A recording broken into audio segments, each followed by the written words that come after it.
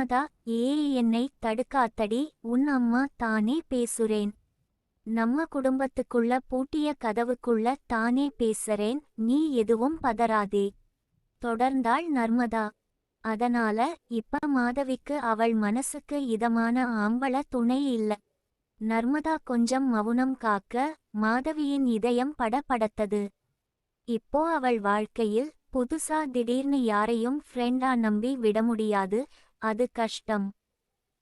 புதுசா எவனையும் நம்ப முடியாது, அவளால மாதவியின் ஃபியூச்சர் பிரச்சனை வரலாம். ஆனா அதுக்காக மாதவியை தனியா இப்படியே கஷ்டப்படட்டும்னு விட முடியாது. அவൾക്ക് ஒரு நல்ல ஆண் துணை வேண்டும். அப்படி அவளோடு இருக்கிற அந்த பையன் ரொம்ப நம்பகத்தன்மையா இருக்கணும். இதெல்லாம் யோசிச்சி காதை விரித்து மனோஜ் புல்லரிப்போடு கேட்டுக்கொண்டிருக்க, மாதவி வெடித்துவிடும் இதயத்தோடு கேட்டுக்கொண்டிருக்க, நர்மதா தொடர்ந்தாள்.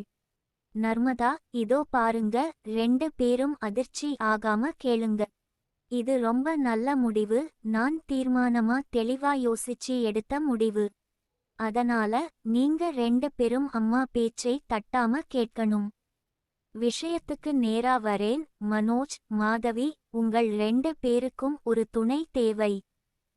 இந்த விஷயத்துல எதுவும் தப்பில்லை. நீங்க 2 பேரும் பூட்டிய அறைக்குள்ள ஒருவருக்கு ஒருவர் ஆதரவா உங்களோட தேவைகளை உங்களுக்குள்ளேயே தீர்த்துக்குங்க. இது தப்பே இல்லை, இது நம்ம குடும்பத்துக்குள்ளேயே இருக்கும், யாருக்கும் தெரியாது. நீங்க 2 பேரும் இந்த விஷயத்தில் இணைந்து உங்கள் தேவைகளை பூர்த்தி செஞ்சுக்கிட்டீங்கன்னா உங்க மனசுக்கும் உடம்புக்கும் ரொம்ப சந்தோஷமா இருக்கும். என் 2 புள்ளைகளும் என் கண்ணெதிரே சந்தோஷமா இருந்தா எனக்கு அதுவே போதும். உங்க 2 பேருக்கும் கல்யாணம் ஆகற வரைக்கும் நீங்க இப்படியே சந்தோஷமா இருக்கணும். இது உங்களுக்கு அதிர்ச்சியா இருந்தாலும் இது என் மனசார எடுத்த முடிவு. நீங்க 2 பேரும் இதுக்கு ஒத்துக்கணும். மாதவி மயக்கம் வராத குறையாக அதிர்ந்தாள். அம்மா, நீ என்ன பேசறன்னு தெரிஞ்சைத்தான் பேசறியா? அம்மா, நீ தான் பேசறியா? நர்மதா, தெரிஞ்சை தாண்டி பேசறேன். உடைச்சி சொல்லணும்னா நீங்க 2 பேரும் தாம்பத்தியம் வச்சிக்கிங்கன்னு சொல்றேன். மாதவி கோபத்துடன் விருட்டென்று எழுந்தாள். மா, சி, எப்படி மா இப்படி பேசுறே? இதுக்கு நான் ஒத்துக்கவே மாட்டேன், திடமாய் சொன்னாள். நர்மதா, ஹேய், நான் பேசிட்டிருக்கும் போதே என்ன எழுந்திருகிறே? உட்காரு முதல்ல.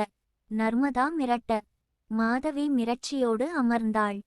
மாதவி கெஞ்சியபடி, அம்மா, அவன் என் தம்பி மா, சின்ன பையன் அம்மா.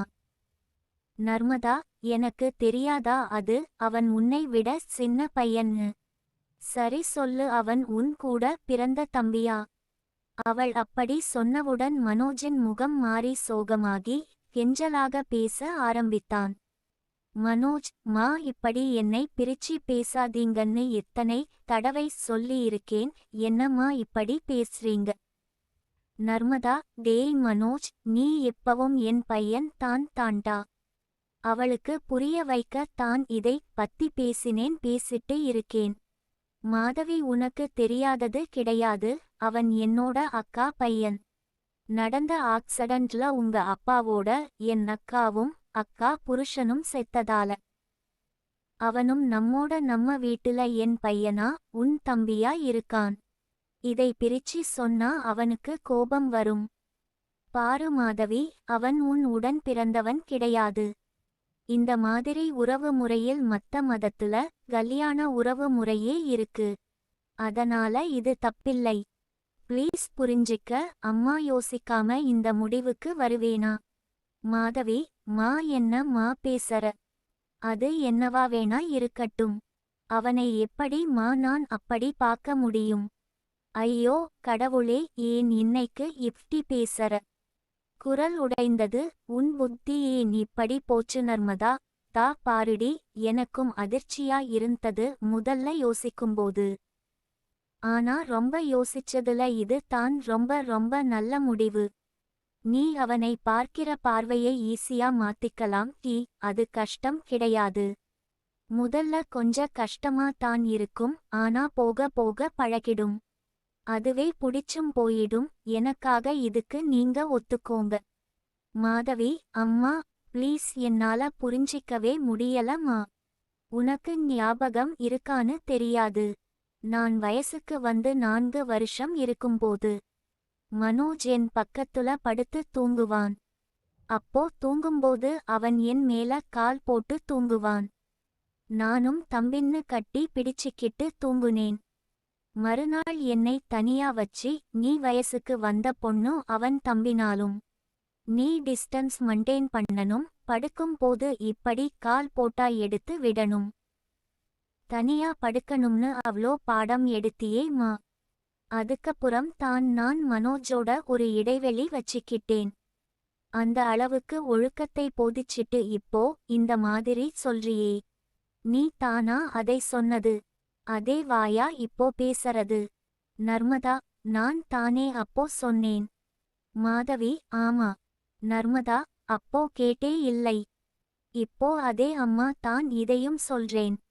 இப்ப இதையும் கேளேன். ஏன் இப்படி அடம் புடிக்கிறே? மனோஜுக்கு நடப்பது கனவா நனவா என்பது புரியவில்லை. ஏன் என்றால் கொஞ்சம் பின்னோக்கி போய் சில விஷயங்களை பார்த்தால் தொடரும்.